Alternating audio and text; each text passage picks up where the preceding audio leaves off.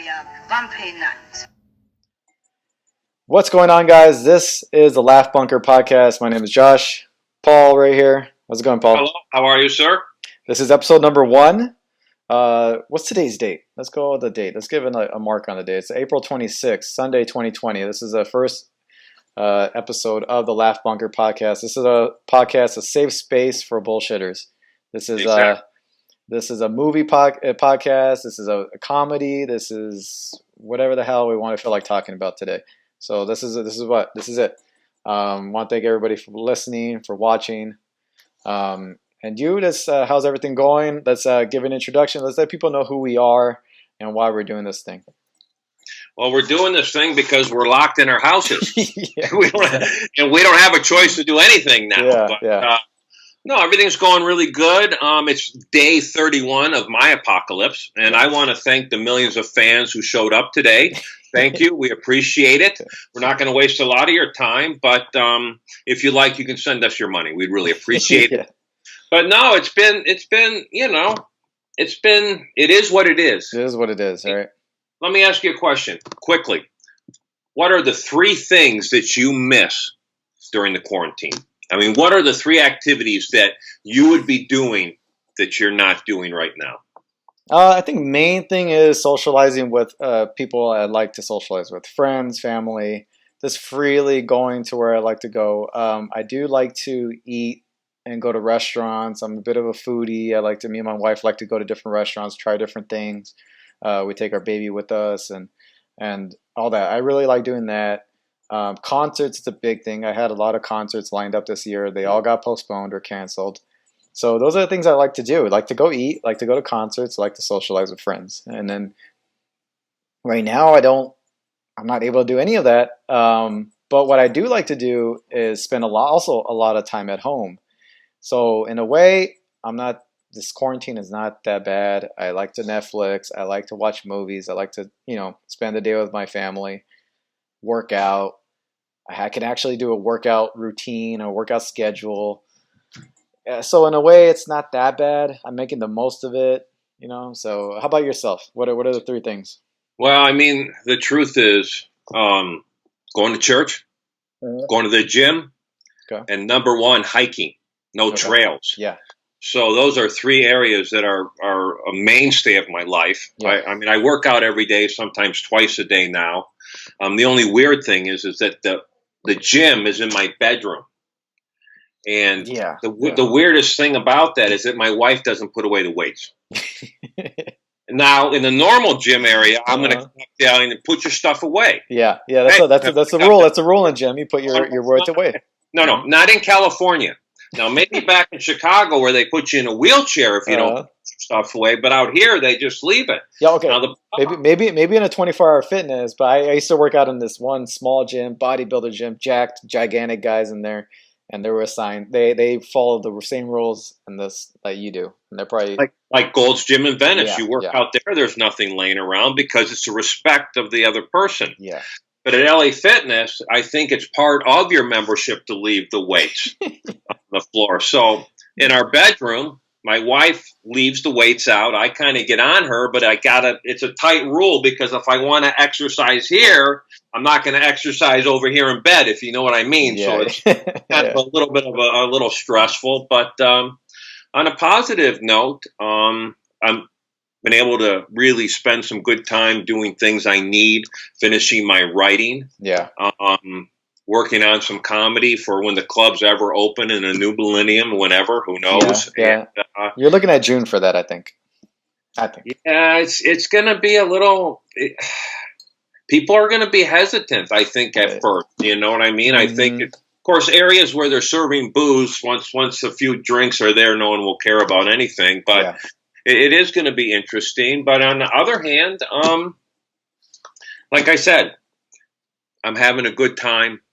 And really, other than a few areas, I'm living the life that I would really like, spending a lot of time with my wife. Yeah. And she's had to, like your wife, go everything online. Yeah, because both our wives are educators. And so for her, she's doing more work than normally. And we just heard that Pasadena or the Sierra Madre Playhouse is not having any shows in 2020. Wow. Wow. And so, and I also heard that Cal State Fullerton, Uh-huh. they're not going to have, they're having online classes this fall. So we'll see where the trajectory is. And eventually I saw this article, there's not going to be any new shows. Like what kind of shows? Oh, like Broadway, like Pantages Theater type of stuff? Pantages? No. Yeah. How about the Netflix serials? Or how about ABC? Or Productions? All these shows? Yeah. They're not, I thought that they're not going to even, they're not, the chances are they might not do productions this year. Yeah. I heard a lot of productions, a lot of filming. Everything's pushing back out to the fall in hopes that something will kind of, I think if a treatment is established, like they have some certain medication that will help. The hospitalizations, the mortality rates, everything's gone down a bit to where it's manageable for the hospitals. And we have a treatment that be like, you get it, you come in, if you have really bad symptoms, we can give you this and it'll help. And you have a good chance of getting through it. It's not a vaccine or anything like that, but you higher chances of survival. I think if that's the case, I think getting back to normal is likely a lot quicker than how we're at this point. That's my thinking. Until something type of treatment at least is established, that we're in this like limbo type of everything's closed. Listen, I was blindsided. Yeah, I am well read. I read every newspaper, every headline. I really do a lot of work. It totally blindsided me. I couldn't believe it. And I feel bad. Truth is, I feel bad for anybody who's had a loss, anybody who's been incredibly sick. But it's been incredibly great for my biceps.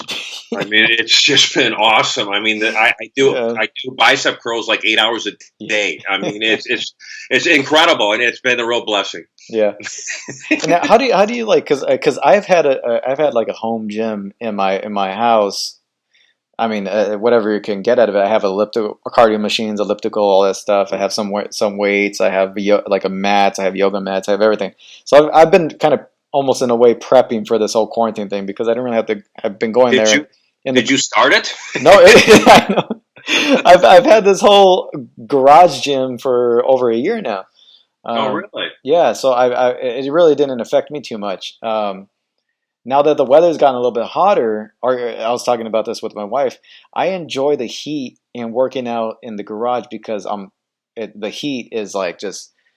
I agree 100%. Yeah, I hate working out in the cold, and like if it's cold in the winter, it's rainy, I can't stand it. For many years, we worked. I worked down in this gym in Chicago, and it was all tradesmen, and then everyone went to the same church, and it was on top of a T-shirt shop about 5 blocks north of Wrigley. And one winter, there wasn't windows.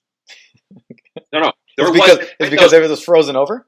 No, because they were doing gentrification and had taken them out. Oh. And so we lifted all winter with gloves and 2 or 3 sweatshirts. I mean, I would imagine in some of those days in the morning, it was probably 10, 15 below zero. Dang. I mean, you wouldn't even sweat. Yeah, we don't But get that's that why I over was talking about how in California, have you ever been in the cold? I mean, well, yeah. I've been 50 degrees. I'm talking about below zero. I had a layover in Chicago. Okay. I had I've been in New York twice in like the late winter, and that's about it. It was cold. Like right when you get off the plane, you have the air coming out of your mouth, and the air is just like you have the evaporation coming out of your mouth. But I've been in that situation, but probably not to the extent that you were. We used to work. I mean, we would ride in the back of the truck to the job. Yeah. Middle of winter. I mean, that's how in the winter on the back. Yeah.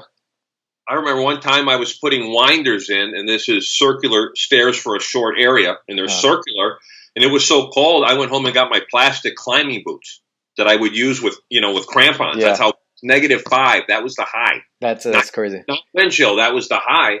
And in fact, the first year we moved to California, we were swimming, my daughter and I, out in the pool, and it was like January, and the neighbor said, "Hey, So I said, hey, how are you? Introduced myself. He goes, hey, can I ask you a question? I said, yeah. He goes, what the hell's the matter with you people? I said, what do you mean? Yeah. He goes, it's winter. I said, man, we swim in Lake Michigan. Yeah. It has icebergs. Yeah. Now, if it's not 100 degrees, I can't even go outside. Yeah. Yeah. It's a weird how you would think weird. if you're in the warm, you could handle everything. You can't. You get in this weird sissy medium. Well, we were talking about it. California and LA. You've been. You're not as hardened. It softens you a little bit being out here in the bubble of LA and California and the weather, and it's just.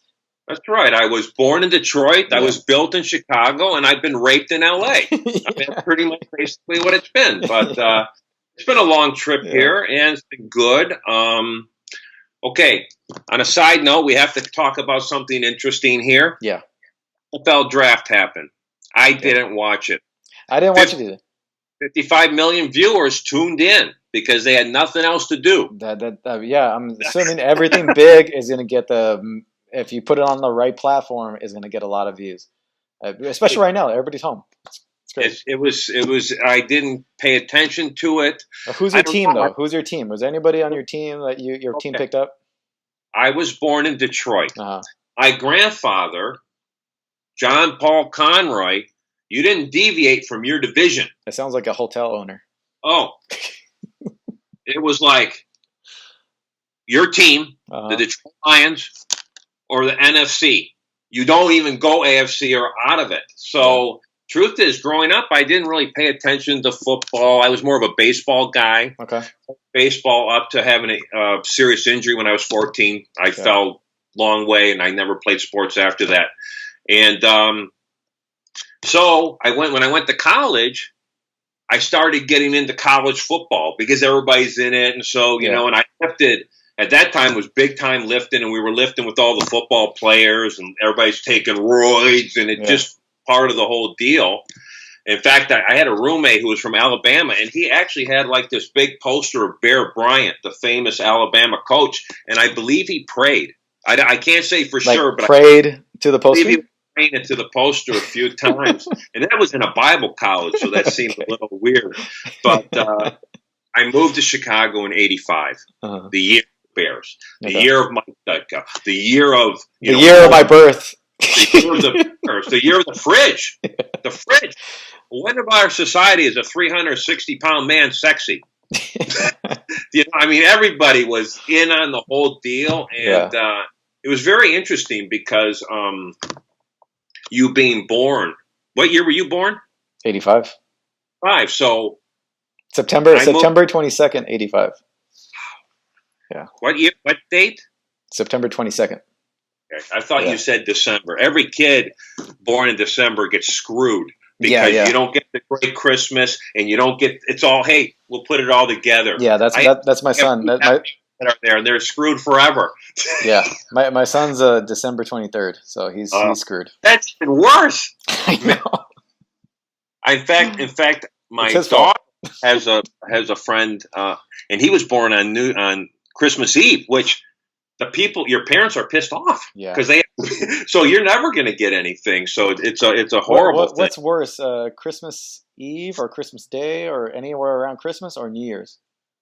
Oh, I would say anything before Christmas. New Year's, you can kind of go into the new year, the new baby. It looks good. It's a celebration, but on Christmas, it's, we got to get a birthday gift too for him. And so it just goes, you lose. So I feel bad.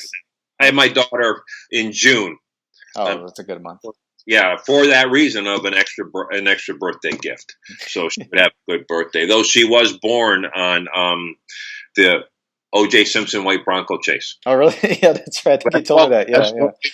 The whole time. So we can never separate my daughter from O.J. ever. She's connected by life. But moving to Chicago in '85, we worked out and we'd go watch the practices over at Lake Forest. And the players, they just came out. They were cool. They signed everything. Dick would come out and cuss out everybody. It was such a different, especially years later, working with you and having teams there. And what a different view it buzz on it's just totally different. Yeah.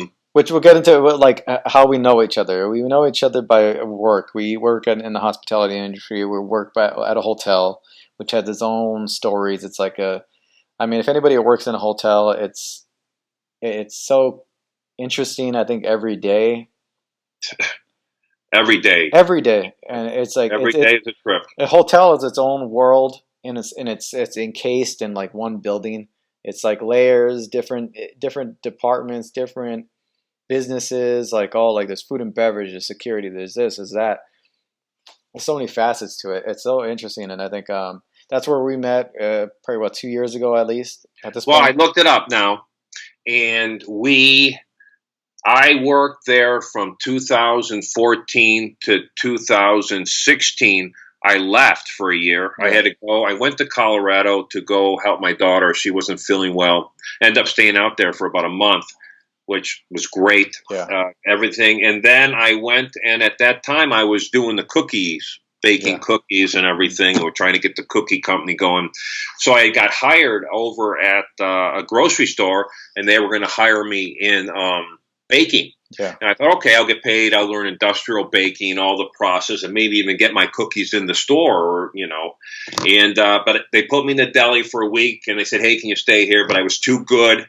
I joked with the people, whatever, and they would never move me. Yeah. So they wouldn't move me, so I would make sandwiches, but I wouldn't measure the meat. So I would make sandwiches so stinking big, people would line, and people would come and say, Kale's in here? And then they would leave.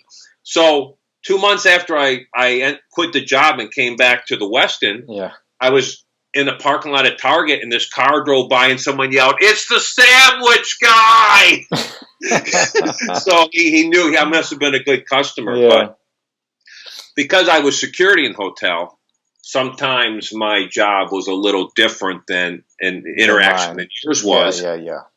But 99% of the job there was I stayed in the lobby.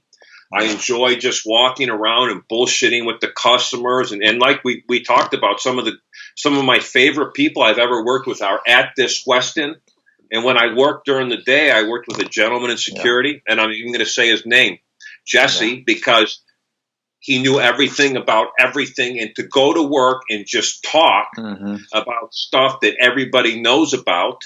And I think that's why we connected on films, is because you love film, I love film, and think about how many people joined us in those conversations. Yeah.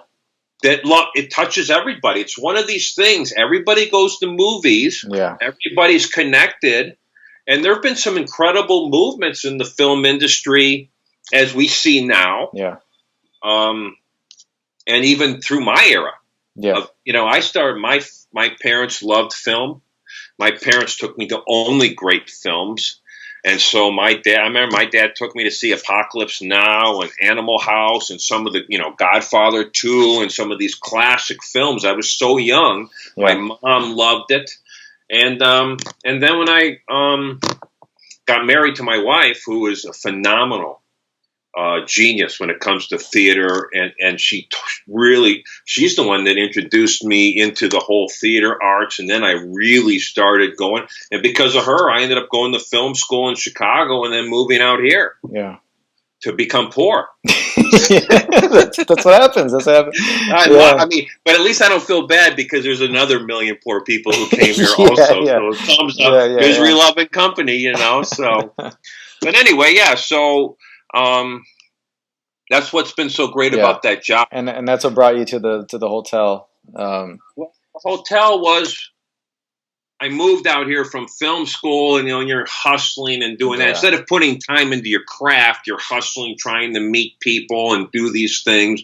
My wife and I had a short film that did very well and screened a few places and cons and different things. We got all excited. We came out here, but then there was the writer's strike, and then there was this, and then you're hustling, and I was, doing the gripping and set building and background work and everything that you do. And then it just was a very interesting journey. But it's funny, because now 12 years later, I actually understand film. Because I've watched probably 20,000 hours of it since I've been here. And even though I loved it before, it's a powerful medium. And you talk about when you were injured and I'm sure I think it was weight training or I don't know how you injured yourself. I forgot, but you watched a lot of hours. You did a lot of film study in a way, your own self film study. Well, I did. I've lifted my whole life. Yeah. I've lifted ever since Arnold, was presented himself in a vision from heaven.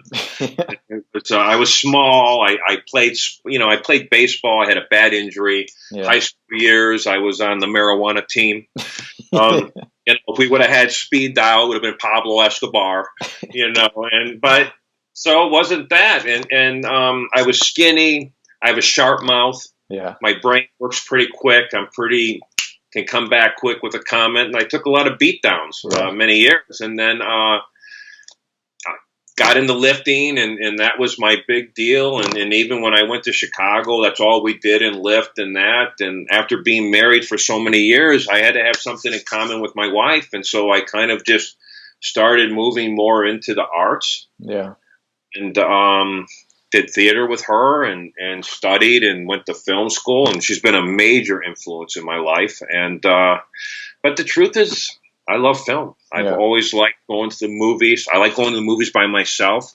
I hate when people are behind me and they go, "Why did he do that?" And I'm like, "Hey, guess what? Unless this is a shitty movie, we're going to know. They're going to tell us." So, and I don't like, when you go to a movie, and we'll talk about what movies we like. When you go to the movie, do you like to know anything? Or do you like to just go in or are you sometimes disappointed if it's built up too high for you? I think I have a good sense of what I may or may not like or what I can expect out of a movie. Sometimes the trailers are very vague, and I can't. So I'll go in blind, but I know who's in it.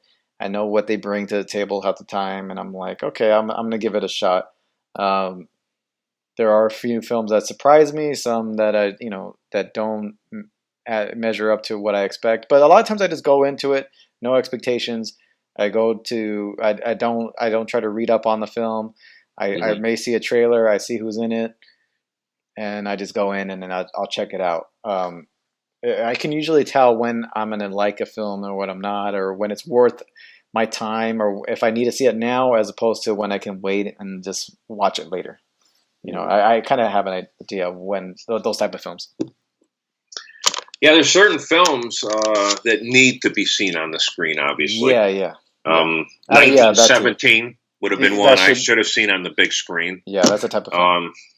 Any big action movies, like I only go to like the theaters for like a big like Star Wars type of big Marvel movie or like a 1917 where I know I need to see it on those big white screens, and it's just you need that experience.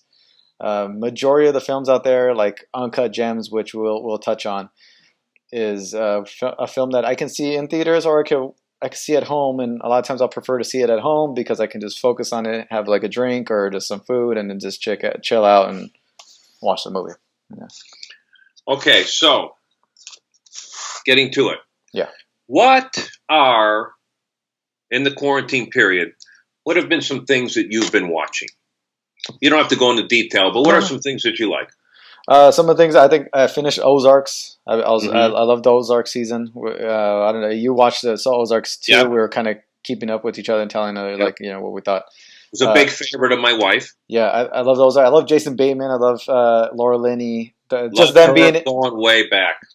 Just them being in the show is just enough for me to like actually like give it a shot, and it's great. I love everybody in that the cast, from the little girl, the girl in the trailer park. Yeah, the blonde girl. I think she's like superstar.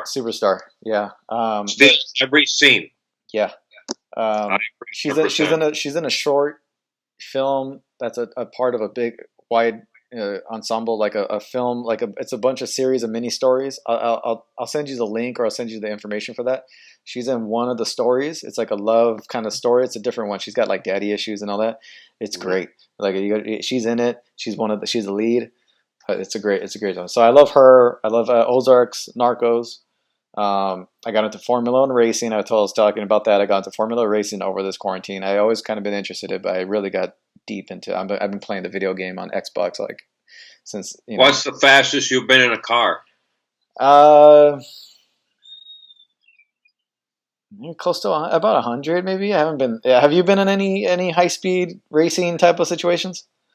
I I just don't feel it. had a friend. Okay, Yeah. so I went to high school in the 70s. Okay. I mean, my first car was a 1970 Malibu. Mine was a Toyota Corolla, 1992 Toyota Corolla. Every engine back there was 350.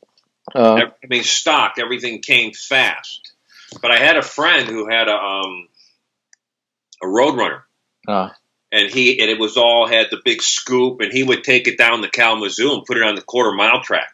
And I remember one time we were on Cascade Road, and I went to high school in Cascade, which is outside of Grand Rapids, Michigan. Yeah. It's near Ada, where all rivers, very nice. So you had 4 or 5 miles of open road, double lane on each side. Yeah. We were going so fast. I mean, I think the speedometer went to 140, and it was just buried flat.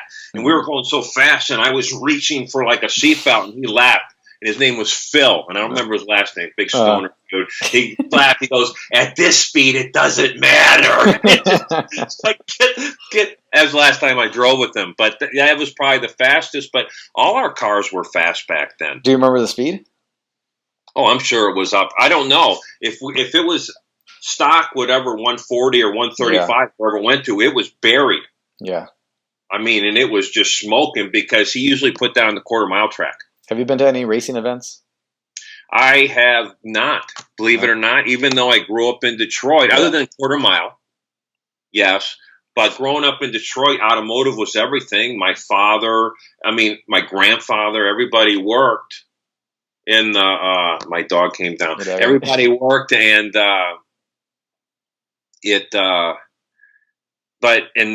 it just wasn't part of the deal. It wasn't part of my life for some reason. So me neither. I think I've had family members that have been into it. I've never really been into it. I've always been interested in Formula One because it's got that aura of almost like soccer. It's not popular here, but it's world kind of wide, kind of very popular in different countries. And dude, a lot of money. It's big money. It's all big. Flashy. Well, yeah, when you're talking about Monte Carlo. You got the windy roads, the flat cars. It's always cool. But I have my wife's brother-in-law is like a racer. He does like derbies and. Oh, really? Yeah, you got to when it starts back up, we'll go to one. They'll do these figure eights where literally they're going in a 8 like the number 8 formation, and they're crisscrossing, and they're just it's people. The cars are just whizzing by each other and just inches away from each other, zooms, and they're just going around until. Well, there's a progression too in racing. Though guys start in certain types of race, they move up stock car and then kind of build up as they go. Correct? Yeah, and they have one where they attach like a homemade trailer with like a ship on it. People get really elaborate with it, and you just go and you just try to knock the hell out of the trailer out of anybody that's in front of you, and you just try to it's a lot of crazy different types of races. But I think now he's gotten on a pit crew. He's trying to get on one of those pit crews, and I think he's actually on a team right now. So, well, the way those guys change the wheels and everything. Oh, and yeah. I have not seen that movie, by the way, but I'd like to. Oh, wait, yeah. Which one? Ford versus Ferrari? Yes. Yeah, same. So I haven't seen it either, but. We'll talk about some of the shows you've been watching. I know you're more of a movie film person. You're not so much into serial shows, but anything you've been watching? Well, I am a movie guy, and the reason is I'm an intense person. I want the whole everything just in my veins, because movies make me feel a certain way, and a great movie makes me feel the same.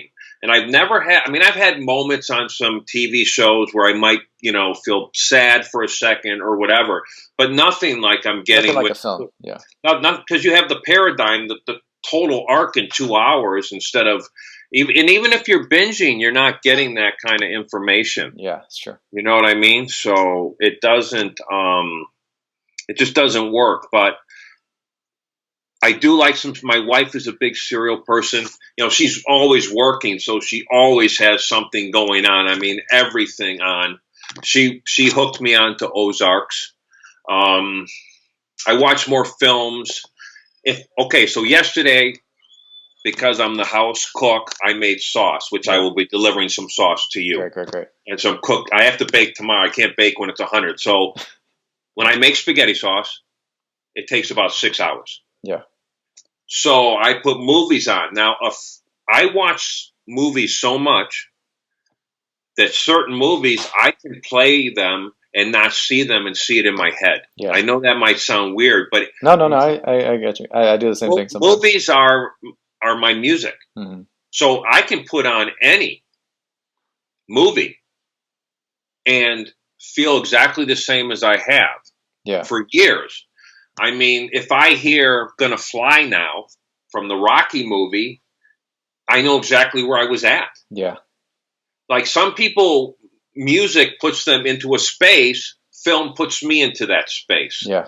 And I think that watching, and not just watching film, going to film school and also making films and writing, everything in that frame means something. Mm-hmm. And if you take that vision and you put it into the real world, it gives you a different view. Yeah. And I think it's helped me in security many times. Yeah.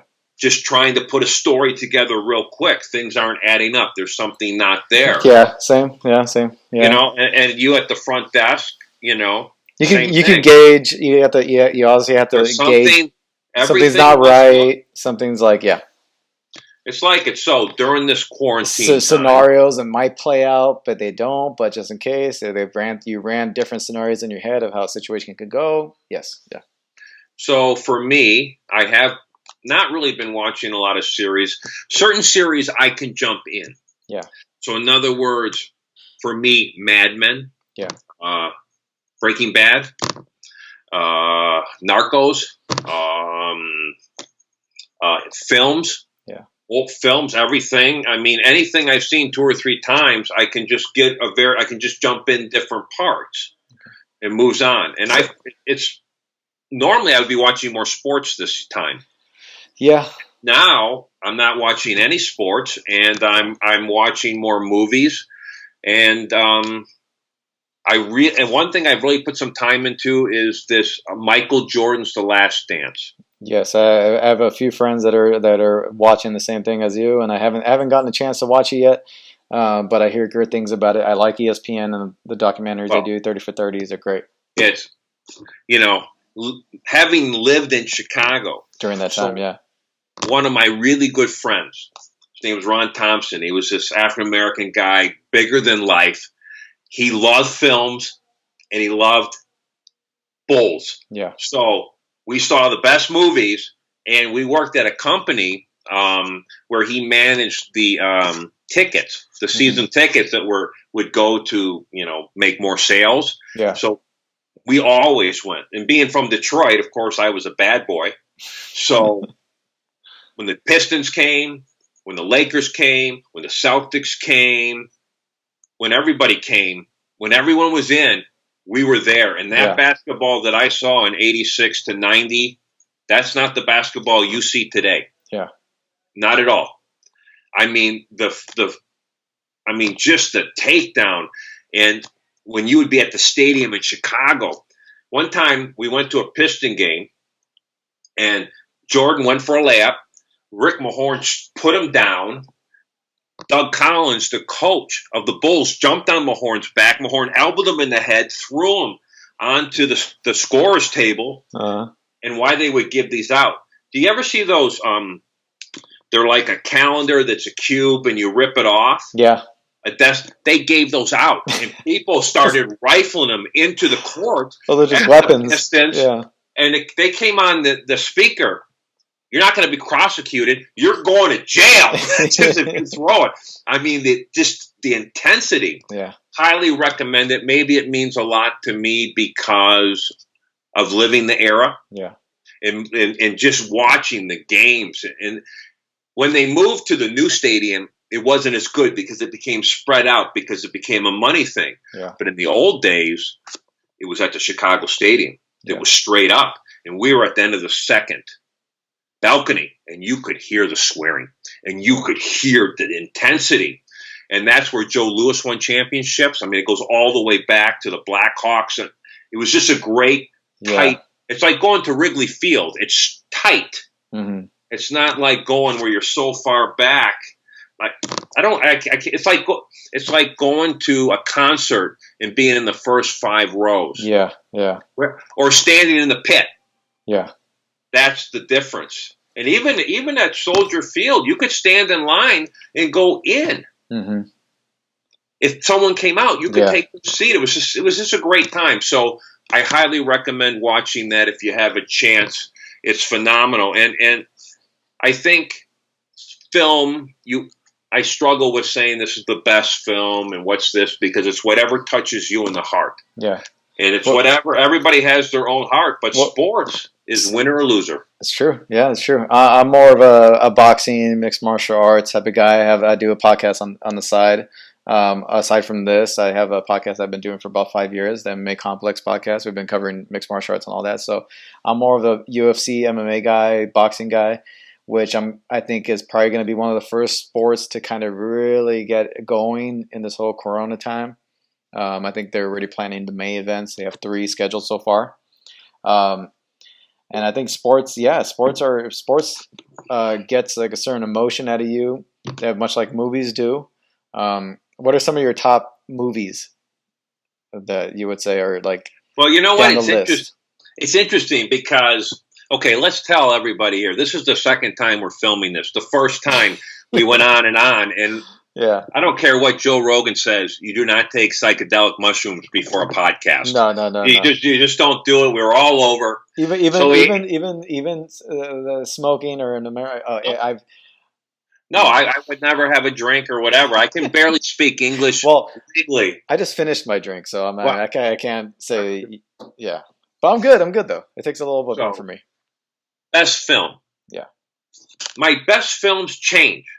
Now there's a foundation of film, but it's emotionally where I'm at. Yeah. And I've gone back and watched some films that meant a lot to me, and they're not quite as stringent or don't quite pull me in, or they don't punch me in the gut. Yeah. That's what I like. Yeah. I like to make jokes. My job at the hotel was to walk around and just make jokes and bullshit. Yeah. That's probably the number one thing I miss in my life right now. Which is great about films is that it changes. It just changes with you. There's certain new things that come in. You may have your favorites that you can go to. They don't draw you in as much anymore, but you still love them regardless because they were special to you at the time. But yeah, no, I agree. I don't. So of course, because of my age, I carry. There's certain films that will always be there for me. The Godfather 1 and 2 will always be there. Forrest Gump will always be there. Shawshank Redemption will always be there. Platoon, really meant a lot to me, and I think, I even hate to say this, but Terminator 2, I think is a great. No, I love Terminator 2. Yeah, fiction film. It answered all the It answered all the questions. Cameron has this way that he doesn't leave any loose ends. Probably one of the best sequels, I would say, in a franchise. And Aliens 2. Aliens 2. Some of the same actors crossing over, and one thing about Cameron that I really like is his movies have the most badass women in the world. They do. We were talking about the female in Alien 2 is like one of the moms who gets taken over by T-1000 in Terminator 2. And he keeps a lot of the same people, much like a lot of great directors and producers. They'll keep a lot of the same people in, bring them in, small roles, big roles. I'm a fan of you go Avatar, Titanic, Terminators, Aliens. Who's the lead in all those movies? Women. And they're all just so powerful, so memorable. And so I'm a big fan of his films. But Terminator 2, of course, Arnold, because of the whole lifting thing. Yeah. you know, people who don't like Arnold should blame idiots like me. We built this guy. Yeah. You know, we bought his magazines. We ate the proteins. We lifted the weights. We went to the movies. Some were pretty bad. Some were pretty good. Some pretty good. Some were pretty good. Most, so, I would say, were pretty good. Right now, I would say the film that's really been sticking out in my mind is About Time. Mm-hmm. And we talked about that last time. Rachel McAdams. And Daniel Gleason. Yeah. Who's in The Revenant. Yes, yeah. You don't see him. He's also in Air America with Tom Cruise. But in that movie, you know, the guy, I worked on a roofing crew in the 80s. There wasn't a lot of geniuses there, obviously. Yeah. But I worked with one of my best friends who ended up doing the flight plan for the Mars Surveyor project. Yeah, nice. Genius. He was my climbing partner for years. We climbed mountains all over. He's a genius. And now he's a firefighter, lieutenant in Denver, probably the smartest one. Yeah. He recommended About Time. And sometimes he recommends movies. I'm like, And I watched it, and that was the treat. When you expect nothing, and you walk away. And I don't know why. My dad was awesome. He died very young. Mm-hmm. He had a quintuple bypass at 48, passed away at 54. Mm-hmm. And finance guy, not healthy lifestyle, horrible genes. Truth is, I'm probably healthy now because of his. I mean, from then, it went from, you know, Arnold and benching 400 to running to all this stuff. So I had that relationship with my dad. My dad took me to movies. That final scene where they go in the back and it's him running down the beach, it just kills me even now. Yeah. Because it's like it brings back, and I think that just shows the power of film. Yeah. Okay, so what's the first film that you saw? What's the first film that really you can go back on that sticks out in your mind? The first film I remember seeing in theaters was probably Jurassic Park. The first one? The first one that I can remember it being in the theater, where I was sitting, who was there. Laura Dern. Laura Dern, Jurassic Park, 1993. Which I was probably like 8 years old or something like that. That was. Dad died. That was the year your dad died? Great, in fact, yeah. Wow. So interesting did that. So that was the first one I can remember being in theaters. And first one I remember seeing at home, on the screen, sitting in front of the TV, Return of the Jedi. The third one? The third one. It was probably late 80s, I remember sitting in front of the TV and just like watching it. Yeah. Yeah, there was some great movies in the 70s with I saw the first Star Wars at the theater. I mean, and you know, growing up in Detroit, you were told to leave the house. You're going to go play. You know, we don't care if you eat lunch. Yeah. Drink water from a hose, and it's got to be warm. And then come down to, then we would walk to the movies at 7, 8 years old, half a mile. And we would I saw Butch Cassidy, Sundance Kid, and all the movies of that era. And it was so interesting and just so different. And they stick out. But I'd say the Rocky in 76 was probably a movie. And the reason it really resonates with me is that after I had my accident, I limped pretty heavily in high school. And that was my first year. I was a freshman. I got picked on a lot. I would get beat up getting off the bus and everything. And my mom took me to see the movie the day after the Oscars. Yeah. And I came home, man, and I was so pumped. And I cut the fingers off my gloves because that's what Rocky did. And I was out there trying to run and whatever. And I ran across these guys that had picked on me. Yeah. And they saw me, and I thought, oh, here it goes. And one of the guys looked at my hand and goes, "Did you see Rocky?" And I said, "Yeah." He goes, "Cool." And then just left. And it was just like the weirdest thing. And so I hear that song, Gonna Fly Now. Remember when he's running down the waterfront and goes up on the stairs? From that point on, I still remember it. I like that. I can turn on Forrest Gump and go exactly to the point where he tells Jenny, he asks about his son. Yeah. Is he like, is he smart, and we realized that he knew the pain the whole time. And I think that's what's so great. I mean, I love comedy. Yeah. I choose to be more sad with film because I find it to be very contemplative. Though, I mean, obviously The Hangover and some of the great comedies, which we will cover in a session, we will have to go over this and horror and whatever. Yeah. But it is interesting that when we were at the hotel, no matter what the person was from the background, from any culture, any idea, any age, everybody had a comment about a movie. And I found that really, and everyone just was connected. Yeah. And I find that to be a real powerful, I mean, I'm sure it's in every art, but film is special. Yeah. And I think why we got along too was that we knew certain details, we knew actors, we knew little things about the film that most other people don't really care to know, or really care to, like, who's this actor, who's that actor, what else has he been in, that type of thing. So I think that's why we played a lot of trivia there too. There was a lot of, I mean, when we went back into Service Express, I mean, Roy, who was back there, man, that guy tried to stump me.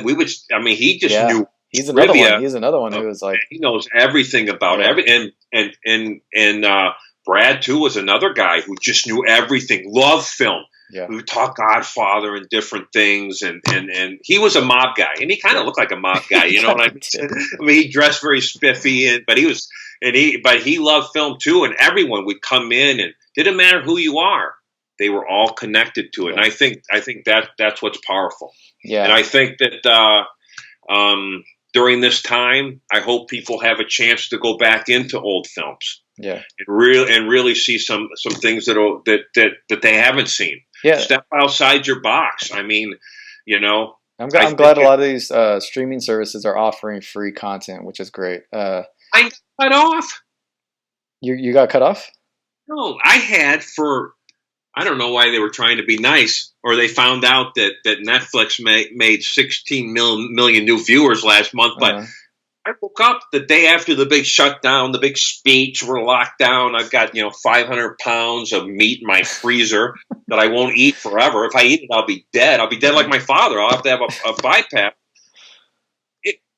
It's over. Yeah. You know what I mean? It's just like, bam. And now I will have to say that I've been watching things I don't normally watch. Yeah. So let's talk about Uncut Gems. How you doing, Holly? How's it going? How are you? Good Pesach out. All right, Larry, you're a Jew again. Welcome back. I made a crazy risk, a gamble, and it's about to pay off. So I want to sell. All right, so let's talk about Uncut Gems. It's a film that we both saw recently. You saw it 3 times at least. I've seen it about 1.5 times. It's a memorable movie. Came out end of last year. It was just in time to get Oscar recognition, Golden Globe recognition. It got snubbed by the Oscars. Adam Sandler got snubbed by the Oscars. He got the American Spirit Award. Spirit Awards, yeah. And he also got an AARP award from old people. Yeah. From our thing. He plays. You're familiar with the name? What's the name? His name in the movie? Howard Ratner. Howard Ratner. It was by the Safdie brothers, and he's a jeweler. He's a compulsive gambler. And it's a wild ride from start to finish. And I mean, there you go. I mean, Uncut Gems. What can you say? I mean, you go, if you want to lead in first, give your thoughts on the film. You've seen it a little bit more than I have.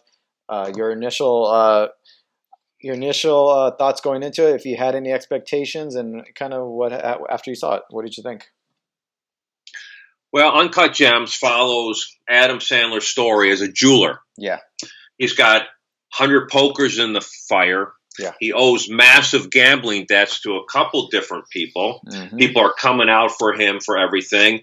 And he put all his faith in this stone that he somehow was able to get from Ethiopia. Yeah. That has these special colored opals. So as he keeps trying to get this to an auction to be able to pay off everybody, one who is his brother, Yes. played by Eric Bogosian, who Yes. did a phenomenal job. Yes, and we'll talk about him in a few minutes. We love that guy. So the story is just about, the problem I had with the story was that I had a hard time trying to attach myself to one person. Now, there's moments when Adam Sandler is very, you just feel so bad for him. Yeah. There's nothing going good in his life. We see moments with his mistress. We see moments with his son, with his where wife.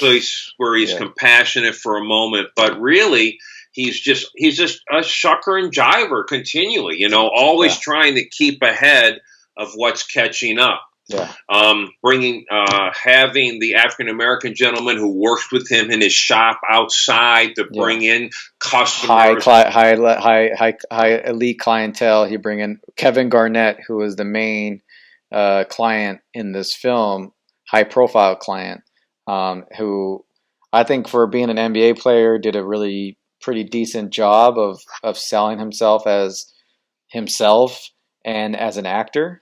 I mean, I've seen worse, and actually he did pretty good, I think, in terms of just him being himself. I agree. I thought he did a pretty good job. Yeah. And then I think, to me, the film had a couple weak areas. There was a couple storylines that were very important that I did not see. So cumulatively, I watched it 3 times. I enjoyed it. I think that it was shot on 35 mil film. It looked great. Yeah. The opening. And there will be some spoilers here, but the opening in Ethiopia just gave us a really good feel. That blew me away, to be honest with you. I did not expect it to start there. Yeah. And as it goes through, it echoes a little bit of the film The Exorcist. Yeah. So in some ways, when I saw the original trailer, I was almost thinking it was almost a little bit more comical and different than what actually was there. I mean, the story is heavy. The stone actually has a power over everybody. We see it has a power over Adam Sandler. It has a power over Kevin, and it actually has the final decision on the whole film. On the whole film. Yes, it does. So really, we see it, and it seems like everybody who gets that stone gets screwed. Mm-hmm. Yeah. I mean, and much like The Exorcist, where it starts in like Iran, and they're excavating like an archaeological site. They come across the little medallion. I don't remember what the movie, what it had in the movie, but it was Pazuzu was a demon. So, and then from there, it just anybody it touched, it kind of just, in the end, like in that movie, ended up deciding the fate of everybody in that movie, and kind of much like this one. I thought the cast was great. Some of the standouts, Adam Sandler, I love him in this movie, much like I did. You love Punch Drunk Love, which is another great one of his. So, yes. And Funny People, and those 3 I would say are different films and more serious takes, dark comedies that are different from his normal comedic style of films that he usually makes, especially nowadays. This is another one of those standouts of his career that I think is just. I was believing his character. I believed his character. I was sympathetic to his character. I felt bad for him. I rooted for him. And then right away, you just get upset, and you just can't believe that he's making certain decisions. And it's like everything was good. Everything was good. What are you doing? You know what I mean? And I think last time we talked about the film, you were saying it's one of those films that you don't think you'll be able to really go back to just watch, because it's such a high, intense, emotional film that it's just like it takes too much energy and too much. Like I first time I saw it, I went to bed, and it took me a while just to fall asleep because my adrenaline was so high from just finishing the film. It was just like a roller coaster the entire time. Well, these guys, for a second film, I thought it was pretty good. Yeah. Maybe I wanted to know more about some of these other characters. I mean, for them the Julia Fox character, the mistress, this is her first film. Now, and the head muscle guy, Phil, the silver-haired gentleman, that's his first film. And when he was locked in that room with the other henchman, the bald guy, Eric Bogosian, and him. Yeah. He was phenomenal. And Eric Bogosian in that, and I'm a big fan of him because of going back to stage and my wife. He was huge in New York. I did meet him in the Valet. Yeah. I actually did one of his monologues in school, and I saw him, and I don't like to go up to celebrities. Yeah. I mean, I was a bodyguard. I've done this. I've been with these people, but I still respect them. But I went up to him and I said, hey, I'm a big fan of your work. And he was with this very attractive lady, older, but same, around their time. Yeah. And he kind of said, yeah. And I went to him, I said, hey, I'm not talking about that crap on TV, man, in the movies. I'm talking about what you did on stage. I'm talking about pounding the nails in the floor with your forehead, man. And he was like, just like totally psyched that I would even know that, because that's what really meant something to him back then. Yeah. And I thought he was staggering, but I wanted to know his story. Yeah, what his background was, how did he get the money? Why does he owe the money, and with the final scene, why does that end like that? I had no clue, and I don't want to go on and people to see it. I recommend it. Judd Hirsch, who plays the father, has no words, and he just owns the Passover scene. Yeah, which I thought was gorgeous. Who at his age hasn't really skipped a beat. The guy looks great, sounds great. He has all his wits about him. Just, I mean, it's great. I mean, for his age, because he's always been, as long as I've seen him in films, has always been the older guy. Has always been the dad. Even going back to, I think he's on Taxi, right? Taxi, yeah. And he was in the famous Robert Redford movie, Ordinary People. Yeah, where he was the psychologist for Timothy Hutton. So he's great actor. Great actors. Hey, what do you expect? Yeah. When people do the work on the stage, they're lifting weights. Yeah. And that's why that whole era that came out of that 50s, 60s, 70s. We were watching, today we were watching Downton Abbey. That's I was seeing a couple of ads for that today, funny enough, yeah. That's a show also I can jump right in. Well, two things about that show, just to jump for a second. They're the people who shoot film in Britain. Mm-hmm. They know how to use digital cameras, because those TV shows look like 35 mil film, and those actors, they're all classically trained, and they're just spectacular. Yeah. Bogosian, Nelson, and even look at Adam Sandler, Saturday Night Live. That's all live. He's doing stage and working every week. He's just been doing the muscles. Truth is, I love anything good about that guy. Whatever he does, I turn in, because he's a good person. He showed up nothing but good things. Yeah. He also showed up one time, in the Valet, and he said, I'm Adam Sandler. I got to pee. And the Valet guy said, I'm Joel. I need your keys. So that's the way it is. Yeah. But also, I know that he does good things with people on set, and he's a kind guy. So I always turn in his stuff. I've been a fan since Opera Man on Saturday Night Live. Yeah, he's great. He's great. I grew up with this weekend too. You saw? He did. He was on this last week too. Really? Mm-hmm. I grew up with the guy, especially in the '90s. All the comedies around that time: Jim Carrey, Adam Sandler, Chris Farley. These are some of the guys that you grew up watching, especially at my time in the '90s and growing up as a early teens to late teens to those are the guys. This movie, you have Adam Sandler, the African American gentleman, his friend, the one that brings in the high clientele, Lakeith Stanfield, who's great in. He was incredible. Yeah, he's a great actor. Anything he does, he's in Atlanta on FX, which is a great show. If you haven't seen it, I would check that out. It's on Hulu. You should check that one out. It's a good show. Well, the girl, this to be her first film, Julia Fox. I mean, did a phenomenal job. It's a phenomenal job. Great. First film. She plays a mistress, and normally it's not a character you usually root for, but she's a person that you just enjoy seeing. She's a stunning, attractive woman, which is not bad at all. And then her part in the film is just she's with him, a guy. This character being in and down and up in his luck. He's lucky enough to have two strong females that are just have his back, and his wife, even though she hates his guts in the movie, is just willing to at a drop of a dime, go and help him in any way possible. His mistress, Julia. Well, yeah, you're right. Even Yeah. going to it seemed like in the character, when the daughter comes into the kitchen, Yeah. and he's going out to go again, Yeah. they know what's going on. Yeah. And then at the end, where they go, he's going to pick something up at his department.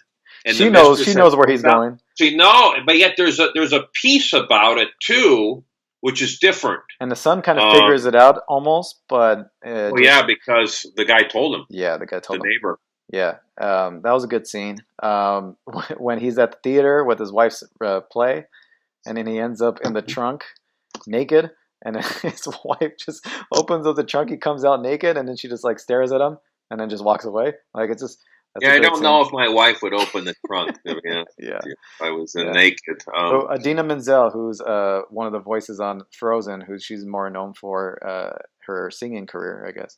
Well, no, her stage career. Of course, yeah. I mean, she goes back to working with Kristen Chenoweth. I mean, yeah, who's another great. I love Kristen Chenoweth. Who I'm not, I've since my wife's another person who loves theater.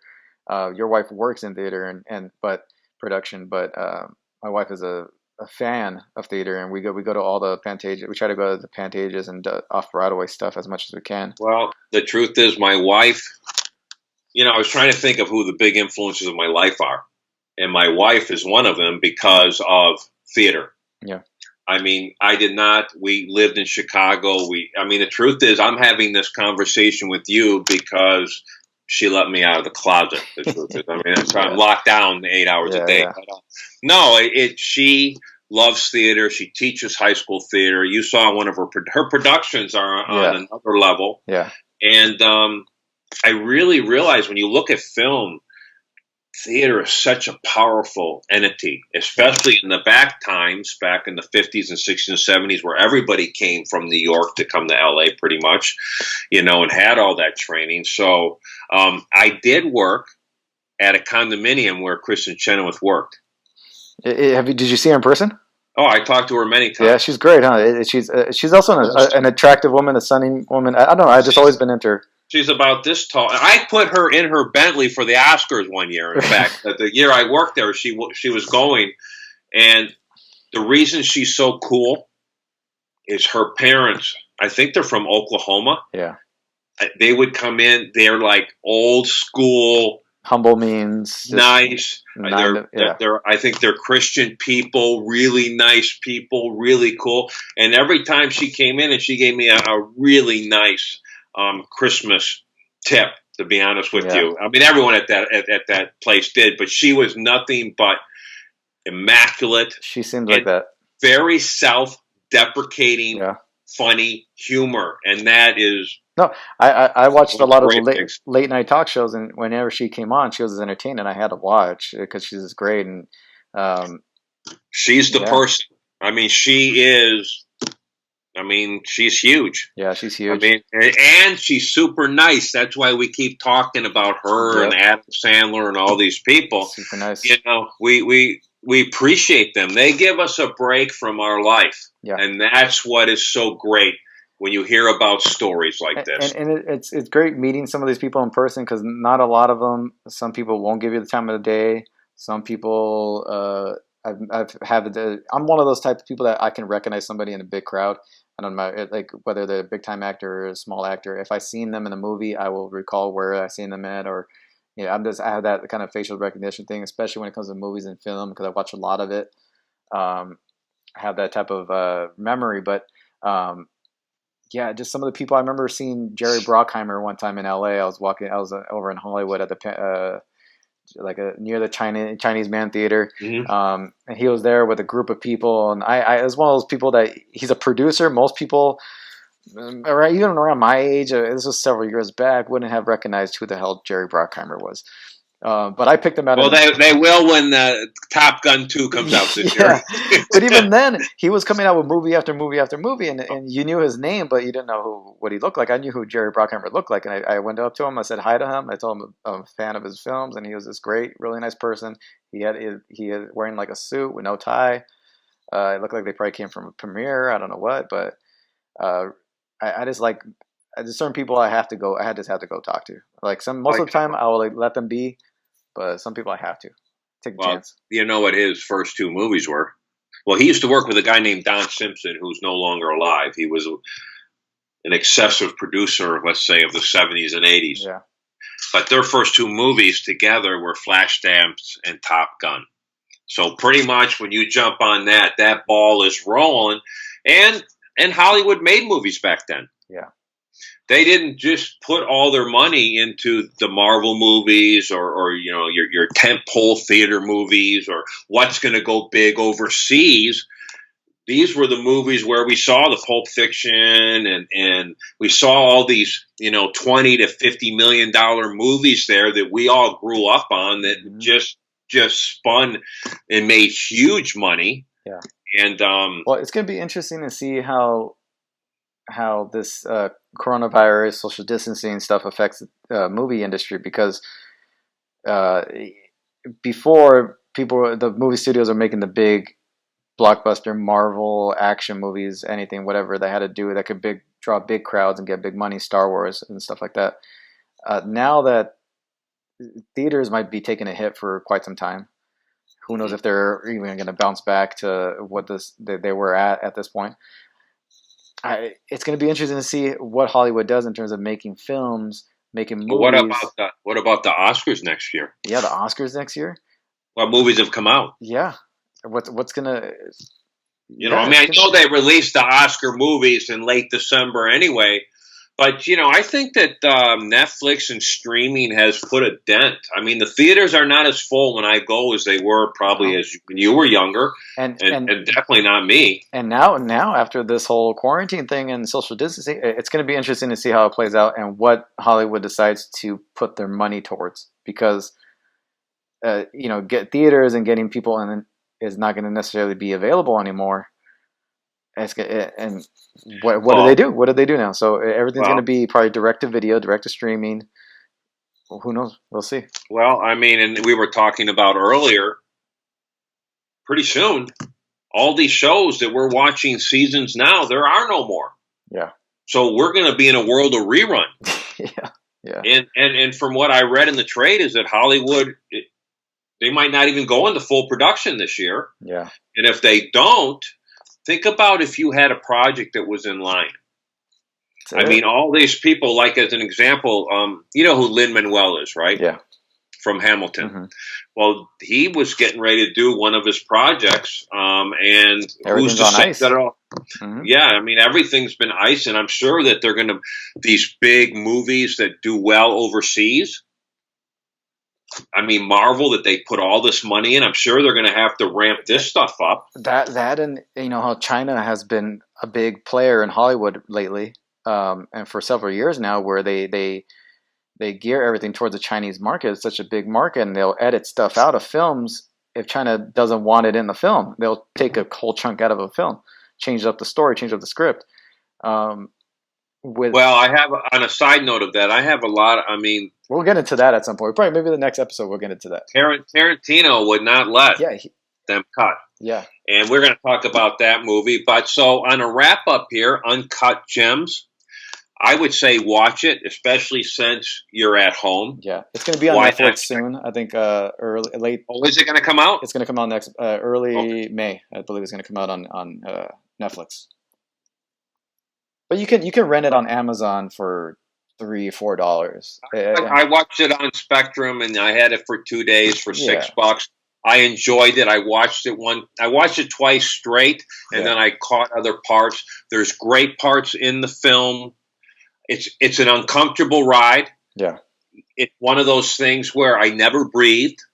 Adam Sandler was great. He's always great. I want to hang out with him. Yeah.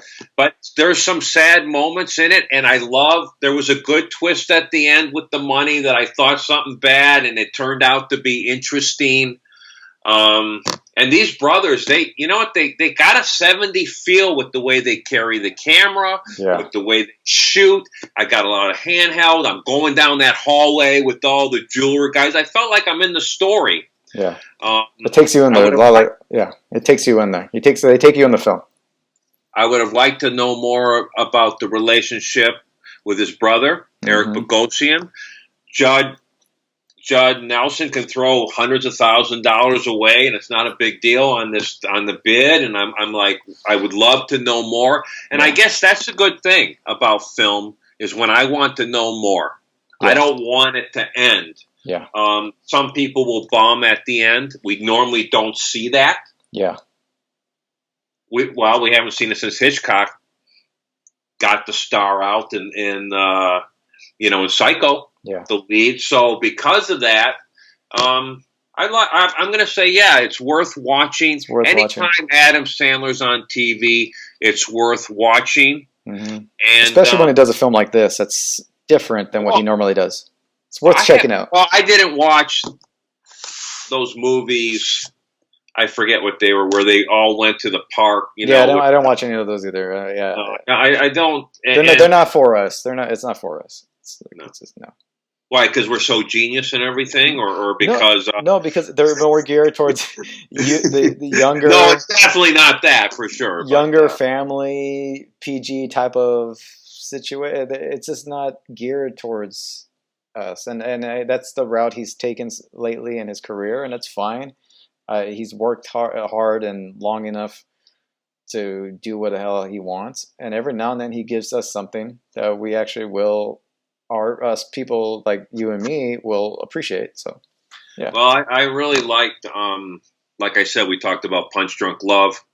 I love that actress who was in it, Emily Watson. Yeah. And Paul Thomas Anderson, the director of that. I mean, that dude's done some great films. Yeah. And it was a very, and you have Seymour Hoffman just screaming, and he's such a force in that movie. Yeah. The scamming with the phone and everything. So, on a positive note, I thought it was a good film, and I would say if it's on TV, if it's on TV and it's on if it's on a streaming site and I'm not doing anything, I'm like maybe you're cooking and I'm doing whatever. It's probably a movie that I'd put on because it's just one of those things I know what's going to happen. I know what happened. I could tune in real quick, tune out, tune in, tune out. But it is definitely worth a watch. Just to wrap it up, it's definitely worth a watch. I agree 100%. Okay. I really liked it, and I would highly recommend it. And so next week, we're going to talk about The Big Lebowski. Big Lebowski. Mm-hmm. And it's been on recently. We're a big Coen fan, and we'll go through some of their movies. We'll get caught up on the quarantine. If you have a chance, check out some of that Michael Jordan. And I don't know. So you're more serialized as a watcher.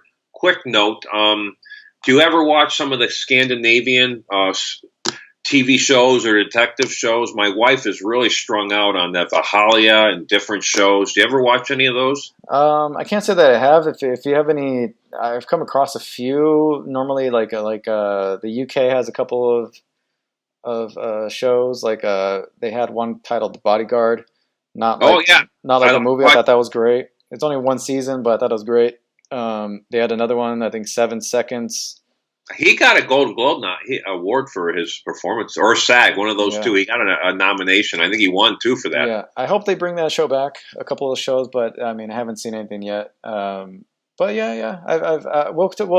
look up. I'll bring some other TV shows that I think people should watch. That I've been watching, I've been meaning to get to. So we'll have a lot to discuss this next episode. Yeah. All right. Well, listen, Josh, it was nice to sit with you. Yeah. And thank you for all you people who put up with us. We appreciate it. Please come back.